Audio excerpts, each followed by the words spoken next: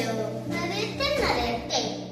യെശയ്യാ 14 ഇങ്ങനെ പറയുന്നു: കന്യക ഗർഭം ധരിച്ച് ഒരു പുത്രനെ പ്രസവിക്കും, അവൻ ഇമ്മാനുവേൽ എന്ന് വിളിക്കപ്പെടും.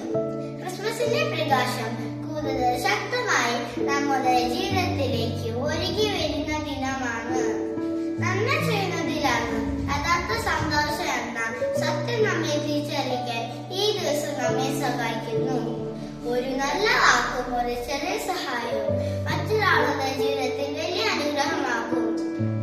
സന്തോഷം, സമാധാനം കരുതുന്ന ഇവയെല്ലാം ഹൃദയത്തിൽ പുതുക്കി നിർത്താൻ നമ്മെ പ്രചോദിപ്പിക്കുന്നു.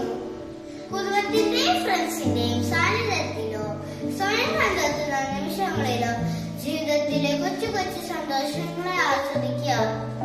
പ്രതീക്ഷയുടെ വെളിച്ചം നിങ്ങളുടെ ഹൃദയത്തിൽ നിറയട്ടെ. അനുഗ്രഹങ്ങളുടെ മൂല്യം മനസ്സിലാക്കാനും മറ്റുള്ളവരുടെ ജീവിതത്തിൽ ചെറിയ സന്തോഷങ്ങൾ പകരാനും സഹായിക്കട്ടെ.